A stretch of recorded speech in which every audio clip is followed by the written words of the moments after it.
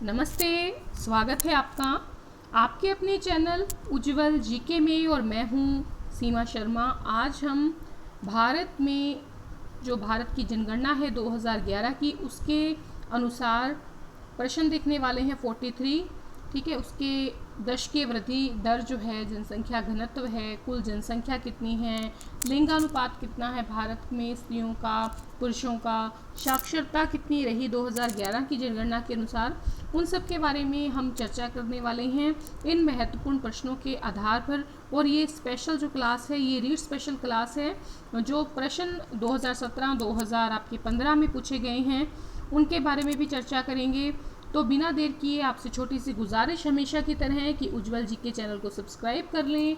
अगर आप चैनल पर नए हैं तो चैनल को सब्सक्राइब करने के बाद पास के बेल आइकन को प्रेस जरूर करें ताकि नई वीडियो की नोटिफिकेशन आपको समय रहते मिलती रहे। और अगर आप रीट की तैयारी कर रहे हैं या आरपीएससी की किसी एग्ज़ाम की तैयारी कर रहे हैं और एनसीईआरटी पढ़ना चाहते हैं, आप रीट की एसएसटी पढ़ना चाहते हैं, मनोविज्ञान पढ़ना चाहते हैं, हिंदी पढ़ना चाहते हैं या विश्व भूगोल पढ़ना चाहते हैं, कोई भी सब्जेक्ट आप पढ़ना चाहते हैं तो आप उज्ज्वल जीके की प्लेलिस्ट में चले जाएं और यहाँ पर आपको वो सब वीडियोस जो हैं मिल जाएगी। हमारा प्रयास रहता है कि आपको जो है सटीक जानकारी दी जाए। चलिए बिना समय गवाए प्रश्न की शुरुआत करते हैं। सबसे पहला प्रश्न हमारा है कि भारत की कुल जनसंख्या कितनी है। देखिए, भारत की कुल जनसंख्या कई बार पूछ ली जाती है, इसलिए मोस्ट इम्पॉर्टेंट है आपके लिए। और इस बार की परीक्षा में एक प्रश्न जरूर आएगा जनगणना से। तो देखिए, भारत की कुल जनसंख्या जो है वो 121 करोड़ के लगभग है। और कई बार आपसे पूछ लिया जाता है कितनी मिलियन है, तो 1210 मिलियन है।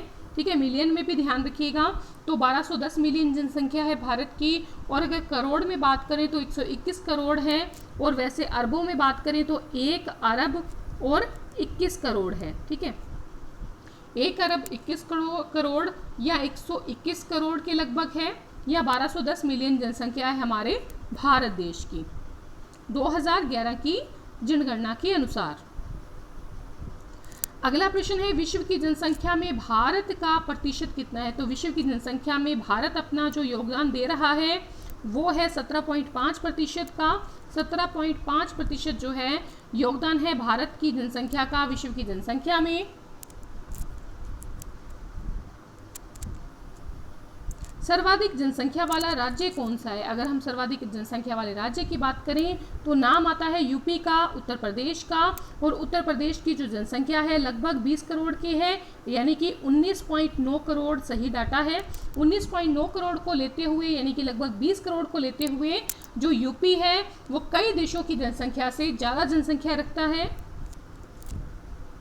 जो बड़े देश हैं चीन वगैरह को छोड़कर, तो लगभग काफ़ी 100 से भी ज़्यादा देशों से जो है जनसंख्या ज़्यादा है यूपी की।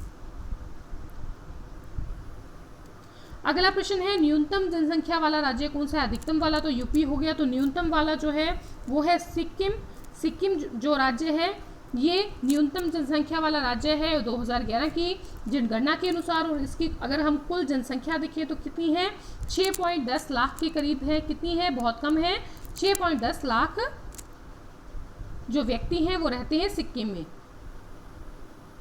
अगला प्रश्न आता है हमारा कि सर्वाधिक जनसंख्या वाला केंद्र शासित प्रदेश कौन सा है। देखिए, सर्वाधिक जनसंख्या वाला राज्य यूपी है, तो सर्वाधिक जनसंख्या वाला केंद्र शासित प्रदेश कौन सा होगा, दिल्ली। तो दिल्ली की अगर हम जनसंख्या की बात करें तो जनसंख्या है इसकी 1.67 करोड़। 1.67 करोड़ को लेते हुए सर्वाधिक जनसंख्या वाला केंद्र शासित प्रदेश बन गया है दिल्ली 2011 की जनगणना के अनुसार। अगर हम न्यूनतम जनसंख्या वाला केंद्र शासित प्रदेश देखें तो न्यूनतम जनसंख्या वाला केंद्र शासित प्रदेश जो है वो है लक्षद्वीप। कौन सा है, लक्षद्वीप। और इसकी जो जनसंख्या है बहुत ही कम है, 64,473 लोग रहते हैं। कहाँ पर, लक्षद्वीप में। और अगर सबसे कम जनसंख्या वाला केंद्र शासित प्रदेश की बजाय राज्य देखें तो वो कौन सा है, सिक्किम। और सिक्किम की जनसंख्या कितनी है, 6.10 लाख लोग। और यहाँ पर लक्षद्वीप में कितनी है, 64,473 लोग हैं। न्यूनतम जनसंख्या वाला केंद्र शासित प्रदेश है, अधिकतम दिल्ली है 1.67 करोड़ को लेते हुए।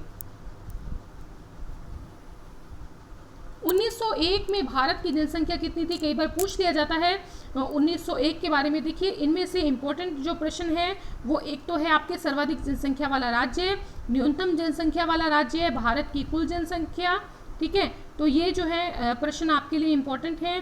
कई बार 1901 की भी पूछ ली जाती है, तो 1901 की है जनसंख्या भारत की, वो है 23.8 करोड़। कितनी है? 23.8 करोड़ 1901 में भारत की जनसंख्या थी। यहीं से आपकी जनसंख्या का आंकड़ा जो है वो शुरू किया गया था।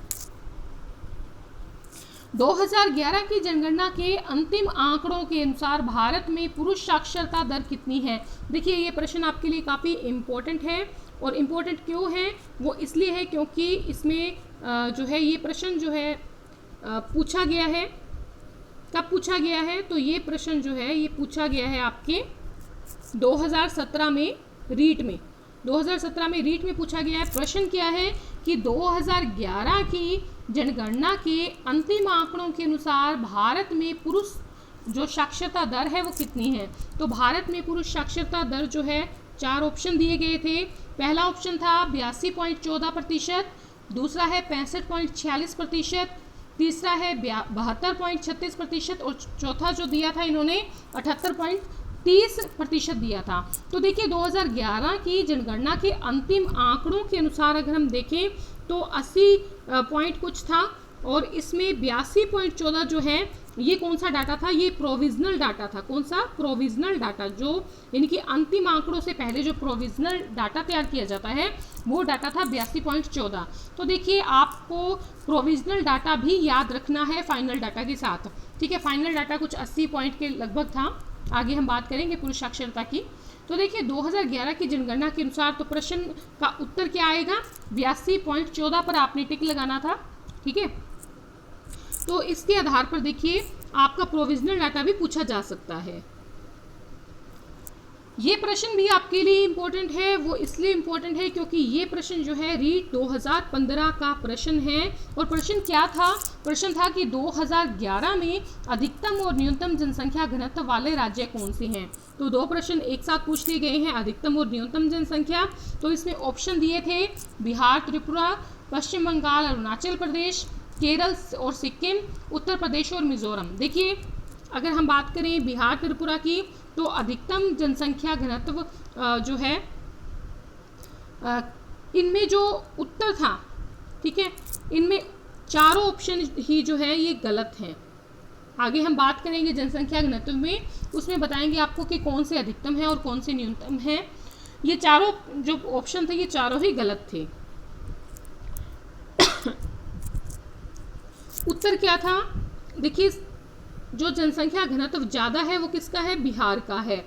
और जो सबसे कम है वो किसका है? अरुणाचल प्रदेश का। तो उत्तर आपका बनता बिहार और अरुणाचल प्रदेश। पर ये दोनों ही नहीं है, तो चारों ऑप्शन ये क्या हो गए? गलत हो गए। अगला प्रश्न देखें, 1921 में भारत की गणना या जनसंख्या कितनी थी? तो 1921 की बात करें तो 25.1 करोड़ थी। देखिए 1971 से लगातार जो है दशकीय वृद्धि दर जो है उसमें कमी आई है, ठीक है, गिरावट आ रही है, ठीक है। 1971 की जो दशकीय वृद्धि थी उसमें लगातार गिरावट आई थी। तो 1921 में भारत की जनसंख्या 25.1 थी। देखिए अगर हम 1911 की बात करें तो 25.2 करोड़ थी। अगर हम बात करें 1901 की तो अभी हमने बात की है 23.8 करोड़ की। अगर हम बात करें 1961 की तो 1961 से लेकर 1971 की जो जनसंख्या थी वो 24.80% थी, ठीक है, 24.80% इसमें दशकीय वृद्धि हुई थी। किसमें हुई थी दशकीय वृद्धि? आगे चलिए बात करते हैं इसको डिटेल में, आगे दशकीय वृद्धि दर में लेंगे, ठीक है। तो 1921 में भारत की जो जनसंख्या थी वो 25.1 करोड़ थी। अगला प्रश्न है भारत की 2011 में दशकीय वृद्धि दर रही। तो ये भी इंपॉर्टेंट प्रश्न है आपके लिए, पूछा जा सकता है 2011 की दशकीय वृद्धि दर क्या रही। तो ये जो डाटा है 2001 से लेकर 2011 तक का है, तो उसमें 17.7% रही। कितनी? 17.7% रही।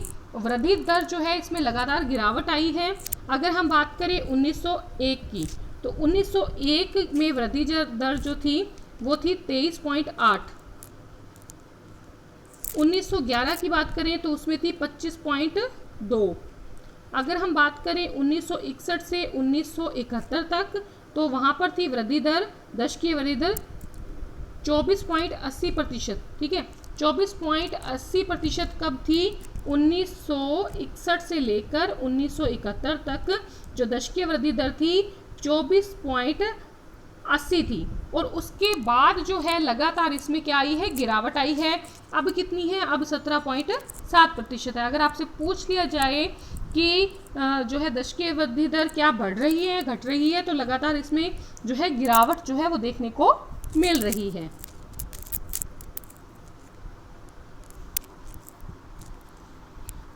कई बार आपसे ऐसा प्रश्न पूछ लिया जाता है कि 1911 से लेकर 1921 में जो दशकीय वृद्धि दर है वो कितनी रही? तो ये -0.31% रही। पहली बार ऐसा हुआ कि माइनस में गई थी। तो ये प्रश्न में इम्पोर्टेंट है कि 1911 से 1921 तक इसकी जो दशकीय वृद्धि दर है भारत की वो कितनी रही? तो -0.31% रही थी। तो ये इम्पोर्टेंट है प्रश्न। आगे देखिए, भारत में सर्वाधिक दशकीय वृद्धि वाला दशक कौन सा रहा था? अब बात की जा रही है कि सबसे ज़्यादा दशकीय वृद्धि दर कब रही थी? 1961 से 1971 रही थी। कितनी रही थी? तो 24.80% दशकीय वृद्धि दर रही थी। कितनी रही थी? 24.80% रही थी। भारत में सर्वाधिक दशकीय वृद्धि वाला दशक मोस्ट इंपॉर्टेंट प्रश्न है, पूछा जा सकता है। 1961 से 71 का काल जो था वो वृद्धि दर का काल रहा। भारत में ये भी इम्पोर्टेंट है कि भारत में न्यूनतम दशकीय वृद्धि दर वाला दशक कौन सा रहा? तो न्यूनतम की बात करें तो 1911 से लेकर 1921 तक अभी हमने बात की, कितना था? -0.31%। और यहाँ पर जो सर्वाधिक था वो 24.80% था। दोनों ही इम्पोर्टेंट हैं। अगला प्रश्न, सर्वाधिक दशकीय वृद्धि वाला राज्य कौन सा है? सर्वाधिक दशकीय वृद्धि वाला राज्य मेघालय रहा है। ठीक है, सर्वाधिक दशकीय वृद्धि वाला जो राज्य है इंपॉर्टेंट है, मेघालय रहा है। और इसकी जो दशकीय वृद्धि दर रही है 27.95% रही है। 2011 की जनगणना के अनुसार 27.95% सर्वाधिक दशकीय वृद्धि वाला राज्य रहा मेघालय। यह भी इंपॉर्टेंट है आपके लिए कि न्यूनतम दशकीय वृद्धि दर वाला राज्य कौन सा था? तो नागालैंड जो है न्यूनतम दशकीय वृद्धि दर वाला राज्य रहा। दशकीय वृद्धि दर यानी कि 10 सालों में होने वाली जो जनसंख्या में वृद्धि दर होती है उसकी बात की जा रही है। तो न्यूनतम में ये देखिए, ये भी माइनस पे रहा, -0.6% जो है न्यूनतम दशकीय वृद्धि दर को लेने वाला राज्य था नागालैंड। सर्वाधिक थी मेघालय की 27.95%। अगला प्रश्न है, सर्वाधिक दशकीय वृद्धि वाला केंद्र शासित प्रदेश कौन था? तो सर्वाधिक जो है दशकीय वृद्धि वाला केंद्र शासित प्रदेश जो है 2011 की जनगणना के अनुसार तो वो है दादर और नागर हवेली। अगर हम इसकी बात करें कितनी प्रतिशत दशकीय वृद्धि रही, तो बहुत ज़्यादा थी, 55.9%। 55.9% को लेते हुए दादर नागर हवेली बन गया सर्वाधिक दशकीय वृद्धि वाला केंद्र शासित प्रदेश।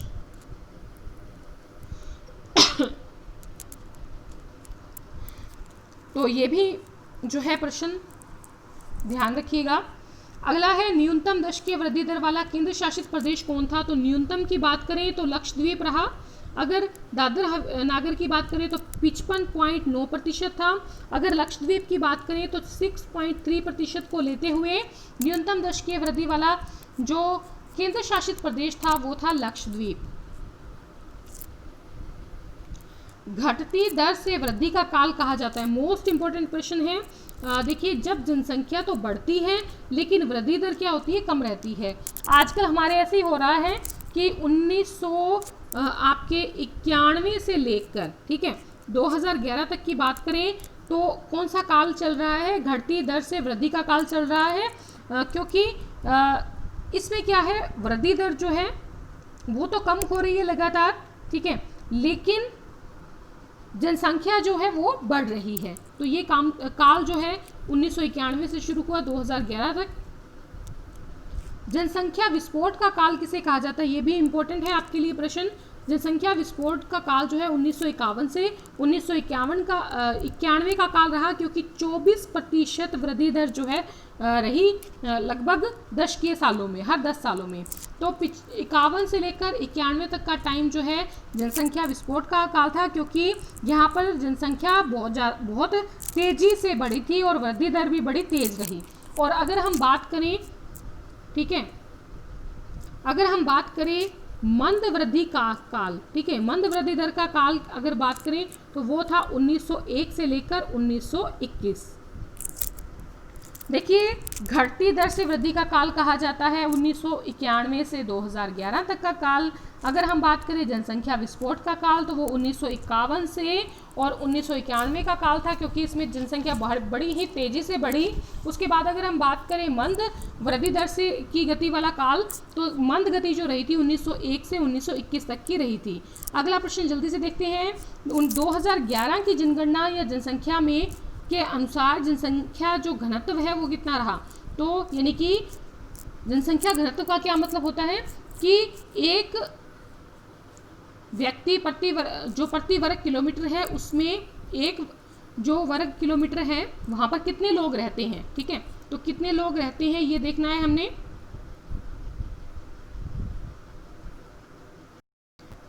देखिए एक सेकेंड,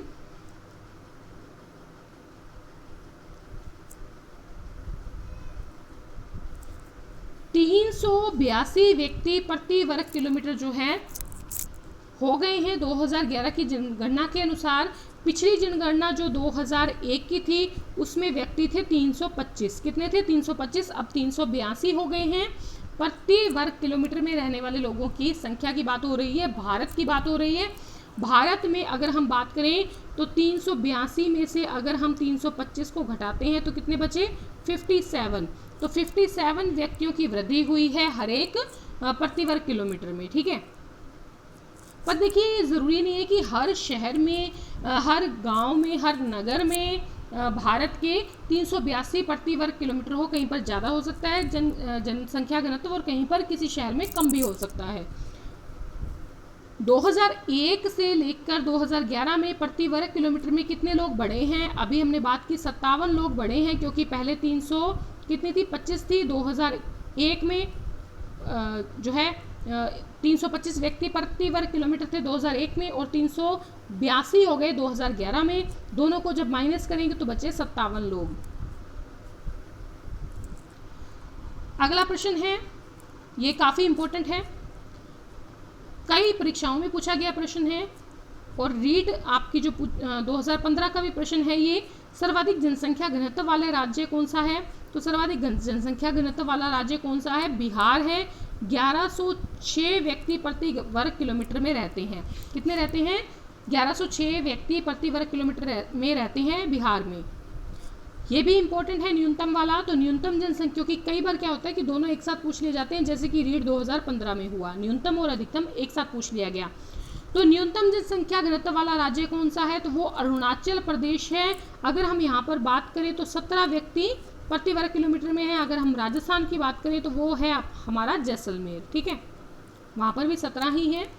तो न्यूनतम जनसंख्या घनत्व वाला राज्य जो है अरुणाचल प्रदेश है, और अधिकतम वाला है बिहार। बिहार में 1106 व्यक्ति प्रति वर्ग किलोमीटर में रहते हैं, और अरुणाचल में 17 व्यक्ति प्रति वर्ग किलोमीटर में रहते हैं। अगला प्रश्न, सर्वाधिक जनसंख्या घनत्व वाला केंद्र शासित प्रदेश कौन सा है? तो दिल्ली है, क्योंकि यहाँ पर काफ़ी लोग रहते हैं। 11,320 लोग जो हैं प्रति वर्ग किलोमीटर के दायरे में रहते हैं, काफ़ी संख्या ज़्यादा है। तो 11,320 व्यक्ति प्रति वर्ग किलोमीटर में रहते हैं, कहाँ पर? दिल्ली में। और ये सबसे जो है ज़्यादा जनसंख्या घनत्व रखता है, केंद्र प्रशासित जो है राज्य है। अब बात करें न्यूनतम जनसंख्या घनत्व वाले केंद्र शासित प्रदेश की, तो वो है अंडमान निकोबार। देखिए, दिल्ली में तो कितना था? 11,320 व्यक्ति, और यहाँ पर रहते हैं 46, केवल और केवल 46 व्यक्ति जो है प्रति वर्ग किलोमीटर में रहते हैं अंडमान निकोबार द्वीप समूह में। अगला प्रश्न, 1901 में भारत का जनसंख्या घनत्व कितना था? तो 77 व्यक्ति प्रति वर्ग किलोमीटर था। ठीक है, 77 व्यक्ति प्रति वर्ग किलोमीटर लोग रहते थे 1901 में। ठीक है, 1911 से लेकर 2011 यानी कि ये जो 100 साल हैं उसमें जनसंख्या घनत्व में कितनी वृद्धि हुई? 300 की हुई, क्योंकि अगर हम बात करें 1911 की तो यहाँ पर 82 व्यक्ति प्रति वर्ग किलोमीटर में रहते थे, और 2011 की बात करें तो अब कितने हो गए हैं? 382। तो लगभग 300 व्यक्ति प्रति वर्ग किलोमीटर में बढ़ोतरी हुई है। अगला प्रश्न है, भारत में 2011 की जनसंख्या के अनुसार लिंगानुपात कितना रहा? तो 943 जो है ये अनंतिम डाटा रहा। ठीक है, अगर कई बार क्या है प्रोविजनल डाटा पूछ लेते हैं, तो प्रोविजनल जो डाटा था वो था 940 का। तो आजकल कई परीक्षाओं में जो डाटा पूछा गया है वो प्रोविजनल पूछा गया है, न कि ये वाला। ठीक है, तो याद रखिएगा प्रोविजनल में 940 है और वैसे लिंगानुपात 943 है फाइनल डाटा। ठीक है, अगला है 2011 की जनगणना के अनुसार सर्वाधिक लिंगानुपात वाला राज्य कौन सा है? तो देखिए सबसे ज़्यादा लिंगानुपात किस राज्य का है? केरल का है लिंगानुपात, और कितना है? 1084। न्यूनतम लिंगानुपात किसका है? तो न्यूनतम लिंगानुपात जो है वो हरियाणा का है। कितना है? 879। यानी कि ये लिंगानुपात होता क्या है कि 1000 आदमियों पर औरतों की संख्या कितनी है? तो हरियाणा में जो है 1000 आदमियों पर औरतों की संख्या 879 है, और अगर हम केरल की बात करें तो 1000 पुरुषों पर 1084 महिलाएं हैं। 2011 की जनगणना के अनुसार सर्वाधिक लिंगानुपात किस केंद्र शासित प्रदेश का रहा? पुदुचेरी का रहा, और यहाँ पर सर्वाधिक लिंगानुपात कितना था? 1037। और सबसे कम न्यूनतम लिंगानुपात किस केंद्र शासित प्रदेश का रहा? तो वो था दमन और दीव। दमन दीव का कम रहा, पुदुचेरी का ज़्यादा रहा। पुदुचेरी में 1037 था, और यहाँ पर 1000 पुरुषों पर 618 महिलाएं हैं। 1901 में भारत का लिंगानुपात कितना था? 1901 में भारत का लिंगानुपात 972 था, और आज तक हम इस ग्राफ को छू नहीं पाए क्योंकि हम 972 से ऊपर नहीं उठे, लगातार कम हो रहा है। 1901 से लेकर, ये काफ़ी इंपॉर्टेंट प्रश्न है, मोस्ट इंपॉर्टेंट, 1901 से लेकर 2011 तक के इतिहास में न्यूनतम लिंगानुपात जो रहा है वो कौन से साल का रहा है? 1991 का रहा है। 1991 में 927 लिंगानुपात था। 1000 पुरुषों पर महिलाओं की संख्या 927 थी 1991 में।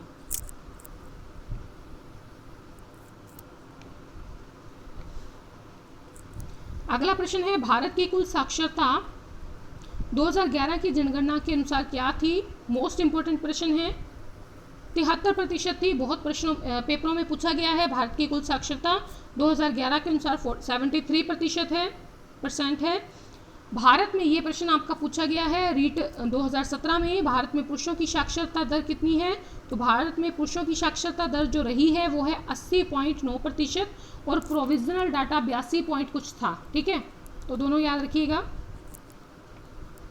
82.14 था। ठीक है, और फाइनल डाटा था 80.9। भारत में महिला साक्षरता, तो महिला साक्षरता रही 64.6%, पुरुष साक्षरता 80.9%। ये फाइनल डाटा है दोनों।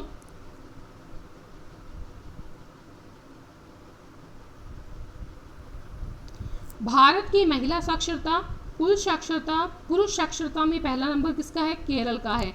यहाँ पर महिला साक्षरता भी ज़्यादा है, कुल साक्षरता भी ज़्यादा है, और पुरुष साक्षरता भी ज़्यादा है। भारत की महिला साक्षरता, पुरुष साक्षरता और कुल साक्षरता में सबसे कम कौन सा है? बिहार है। अगर देखिए हम ग्राफ में नीचे से ऊपर की जाएं, नीचे में तो आता है बिहार, अगर सेकंड नंबर पर जाएं नीचे से ऊपर की ओर तो यहाँ पर आता है राजस्थान का नंबर।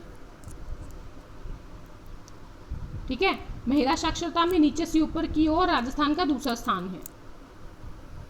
भारत में सर्वाधिक साक्षरता किस राज्य की रही है? केरल की रही है, और कितनी रही है? 94%। भारत में न्यूनतम साक्षरता किसकी रही है? बिहार की रही है 61.1% और केरल की है 94%। भारत में सर्वाधिक साक्षरता किस केंद्र शासित प्रदेश की रही है? तो वो है लक्षद्वीप। लक्षद्वीप में जो सर्वाधिक साक्षरता है वो रही है, केंद्र शासित प्रदेश है। कितनी रही है? 91.8% साक्षरता। न्यूनतम साक्षरता कितनी रही है? तो न्यूनतम साक्षरता की बात करें, न्यूनतम साक्षरता जो रही है वो रही है दमन और दीव की, और ये केंद्र शासित प्रदेश है। और यहाँ पर कितनी रही है? 87.1%। लक्षद्वीप की रही है 91.8%। ठीक है, तो इस प्रकार से आज हमने 43 क्वेश्चंस देख लिए हैं। अगर आपको वीडियो पसंद आई है, लाइक और शेयर करना न भूलें, ज़्यादा से ज़्यादा करें और कमेंट करके बताएं वीडियो कैसी लगी। धन्यवाद।